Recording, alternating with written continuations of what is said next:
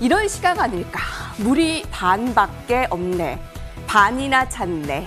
같은 반을 보고 이러한 극극의 상황, 해석이 있는데 바로 지금 반도체 업황을 두고 이런 극과 극의 해석이 분분한 게 아닌가 싶습니다.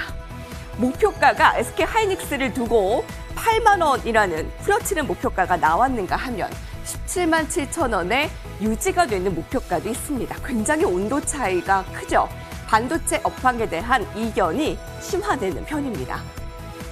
삼성전자와 SK하이닉스가 연달아 연저점을 나타내고 있는 가운데 글로벌 IB들의 엇갈린 평가는 이어집니다.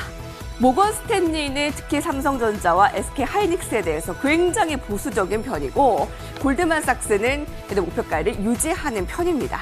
국내 증권사 또한 반도체 업황에 우려를 제기하고 있는데 하이투자증권에서 16만 원의 목표가를 12만 원으로 하향 조정하기도 했습니다.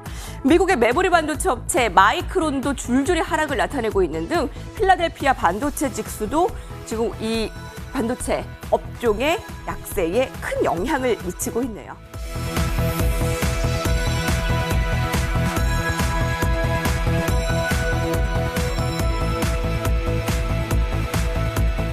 적을 알아야 나를 안다고. 자, 그럼 지금 대기 매수자들이 좀 있는 편일까요? 제 SK하이닉스, 삼성전자가 뭐 이번 주 내내 너무나 좀 크게 하락을 했기 때문에 여기서의 지금 대응이 어떻게 필요해 보입니까? 보유자와 아니면 또 신규 매수자 뭐 등등에 나눠서 좀 설명을 해주시면 좋을 것 같아요. 네, 일단 지금 현재 상황을 좀 몇 가지 좀 체크해야 되면요. 일단 그 외국계 증권사에서 일단 SK하이닉스와 삼성전자에 대한 이 목표 주가를 하향 조정했습니다. 모건 스탠리 같은 경우에는 일단 목표 주가를 보면은 SK하이닉스 같은 경우는 15만 6천 원에서 8만 원으로 하향 조정했고요. 삼성전자에 대해서는 9만 8천 원에서 8만 9천 원으로 하향 조정을 한 바 있고요. 어쨌든 간에 모건 스탠리 같은 경우에 보면은 D램 사이클 호강 자체가 보면은 지금 아직까지는 괜찮지만 올해 4분기 이후에는 결국은 정점을 찍고 끊길 거다 그런 전망들을 내놓으면서 좀 부정적으로 전망을 했고요. 골드만삭스의 경우는 기존에 반도체 업황에 대해서 긍정적 시각을 유지하고 목표 주가도 삼성전자는 10만 7천 원, SK하이닉스는 17만 7천 원으로 유지를 한 바 있습니다. 그래서 일단 외국의 증권사도 보면 엇갈리는 전망을 나오고 있는데요. 자, 이제 현재 상황 봤을 때 그러면 SK하이닉스나 삼성전자의 경우 어떤 지금 흐름이 나올 거냐 그런 부분을 좀 생각해 봐야 되는데요. 제가 지난 1월 8일 날 이 여의도 클래스에 출연해서 이 삼성전자와 SK하이닉스에 대해서 공식적으로 제가 매도 의견을 낸 바 있습니다. 그리고 그 적용이 1월 10일 날인데요. 1월 11일 날 결국은 이 삼성전자와 SK하이닉스가 고점을 찍고 지금까지 조정을 지금 보이고 있는데요. 왜 이런 말씀드리냐면은 일단은 그 시장 흐름 자체가 보면은 시세가 날 때 그럴 때 보면은 이제 어느 정도 주가가 형성되게 되면은 매도할 때는 매도하고 또 매수할 때는 매수해야 되는 것이죠. 그래서 삼성전자가 왜 지금 조정을 보이는가를 그걸 좀 점검해 보면 첫 번째 뭐냐면은 외국인들의 대량 매도, 수급이 불안하기 때문에 그렇다는 것이죠. 일단 이번 주에 외국인들이 삼성전자에 대해서 무려 한 5조 5천 정도 대량 매도했습니다. 그리고 SK하이닉스에 대해서도 한 2조 원 이상 순매를 했죠. 그다음에 두 번째로 뭐냐면 왜 그러면 그 하는 요인인가? 이 삼성전자의 밸류에이션 측면입니다. 왜냐하면은 PER이나 PBR 지수 할 때 오늘 지금 주가가 빠져서 지금 현재 상황 할 때는 PBR이 1.9배입니다. 그리고 PER 같으면 17.86배인데 물론 올해에 보면 영업이익이나 순이익 그런 거 순이익까지 감안해서 본다면은 물론 이 밸류에이션 자체가 낮을 수 있겠지만 그러나 여전히 높은 수준이다 볼 수 있겠고요. 그리고 세 번째가 뭐냐면은 글로벌적으로 봤을 때 삼성전자 보면은 시스템 반도체 그러니까 파운드리 쪽에서 보면은 결국은 대만의 TSMC에 보면은 좀 비중 자체가 훨씬 차이가 많이 나는 TSMC 같은 경우는 비중이 보면 50% 정도 차지하고 있는데 삼성전자는 한 19% 정도밖에 차지 못하기 때문에 일단 시장에 대한 반도체 시장에 대한 패권에 대한 그런 부분에 대해서 일단 조금 지금 처져 있는 상황이다. 그걸 볼 수 있겠고요.